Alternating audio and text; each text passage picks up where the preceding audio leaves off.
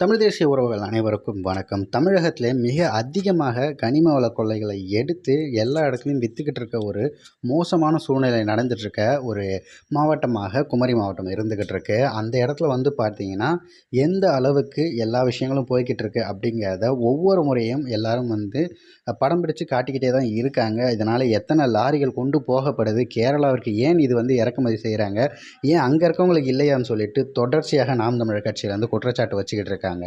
இந்த நிலையில் பார்த்தீங்கன்னா இப்போது இந்த சமீபத்தில் நடந்த நிகழ்வுகளில் சிவசங்கரன் கைது முதற்கொண்டு எல்லா விஷயமும் இந்த மாதிரி கனிம வள கொள்ளைக்கு எதிராக பேசியதாகத்தான் காணப்படுகிறது. அப்படி இருக்கும்போது ஆட்சி அதிகாரம் எல்லாம் வச்சுக்கிட்டு இருக்கவங்க நம்மளை என்ன வேணால் பண்ணுவாங்க அப்படிங்கிற அந்த ஒரு பயம் துளி கூட இல்லாமல் மண்ணுக்காகவும் மக்களுக்காகவும் போராடக்கூடிய ஒரே ஒரு கட்சியாக இருக்கிறது நாம் தமிழர் கட்சி தான். அதற்கு துணிவாக நின்று ஒரு பெண் புலி அவர்கள் அவங்க செஞ்சிருக்க அந்த அட்டூழியங்களை ஒரு காணொலியை எடுத்து பதிவிட்டிருக்காங்க. அந்த காணொலியை இதோட இணைச்சி விடுறேன் பாருங்க. கடந்த போன வாரத்துல இருந்து இந்த ஆர்ப்பாட்டங்கள் முன்னெடுத்து மறுப்பு தெரிவிச்சிட்டு இருக்காங்க. அதுக்கப்புறம் மாசு கட்டுப்பாடு, இந்த காற்றுல இருக்கக்கூடிய புகைகள் வீட்டுக்கு போக கூடாது, பாரத்தூள் இது தாண்டி பறக்க கூடாதுங்கிறதுக்காக ஒரு பெரிய சுவரை அதிகாரிகள் சார்பில் பேசின பிறகு குவாரி உரிமையாளர்கள் எழுப்பியிருக்காங்க. பாத்தீங்கன்னா அந்த சீன பெருஞ்சுவர் அந்த பச்சை கலர்ல பச்சை பசேல்னு அவங்க கட்டி வச்சிருக்காங்க. இதை தாண்டி புகையோ இல்ல பாறை பொடியோ பொதுமக்களுக்கு பாதிப்பு தராதாமா. எப்படி இந்த பச்சை கலரை காமிச்சா இதை கட்டி விட்டா போதுமா, எந்த வீடுகளுக்கும் புகை வராது, பொடி வராதாமா. இப்படி ஒரு பாதுகாப்பு கவசத்தை கொடுத்துட்டு அவங்க உடைச்ச பாறையெல்லாம் பாத்தீங்கன்னா இந்த இடத்துல அந்த மண்ணை போட்டு புதைச்சு வச்சிருக்காங்க. இங்க எல்லாம் அவங்க உடைக்கலையாமா. உடைச்ச பாறையும் மண்ணை போட்டு புதைக்கிறது தான் இவங்களுடைய இந்த குவாரி உரிமையாளர்களுக்கு இப்போ தெரிஞ்ச புதிய வழியா இருக்கு, மெத்தடா இருக்கு. இப்ப நீ மண்ணை வச்சு இதெல்லாம் புதைச்சிட்டு நாங்க இங்க செயல்படவே இல்லை, இங்க பாறையை உடைக்கவே இல்லைன்னு ஒரு ஆதாரத்தை கிரியேட் பண்ணிட்டு இருக்காங்க.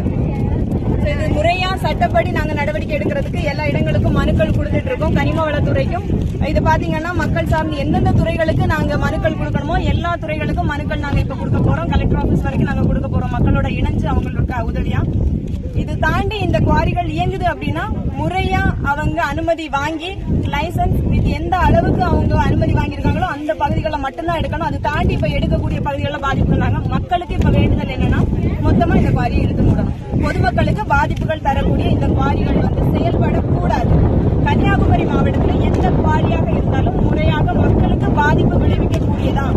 பொதுமக்கள் இருக்கிற பகுதிகளில் இருக்கா அது செயல்படுறதுக்கான உரிமத்தை ரத்து பண்ணணும். அதனால முறையா கனிம வளத்துறை அமைச்சராக இருந்தாலும் சரி, மாசு கட்டுப்பாட்டு வாரியமாக இருந்தாலும் சரி, எல்லா குவாரிகளையும் நாம் தமிழர் கட்சி இனிமே செயல்பாட்டில் தான் இருக்கும். எத்தனை குவாரிகள் இயங்குதுங்கிறத ஆதாரத்தை நாங்க பொதுமக்களுக்கு தெளிவுபடுத்ததான் முடிவு பண்ணியிருக்கோம்.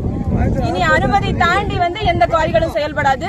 அந்த அனுமதி கொடுத்திருக்கேன்னு சொல்லக்கூடிய 6 குவாரிகள் தாண்டி எத்தனை குவாரிகள் இருக்குங்கிற லிஸ்ட் நாம் தமிழர் கட்சி வெகு விரைவில் பட்டியலிடும். இவங்க சொல்லக்கூடிய 6 குவாரிகள் தாண்டி எத்தனை குவாரிகள் அனுமதி இல்லாம செயல்படுதுங்கிற விவரங்கள் நாம் தமிழர் கட்சி பொதுமக்களுக்கு வெளியிடும். அது தாண்டி செயல்படக்கூடிய 6 குவாரிகளும் முறையா அனுமதி பெற்றிருக்கா, பொதுமக்களுக்கு பாதிப்பு இல்லாம இருக்காங்கிற கள ஆய்வும் இப்ப நாம் தமிழர் கட்சி சார்பா நாங்க முன்னெடுத்திருக்கிறோம்.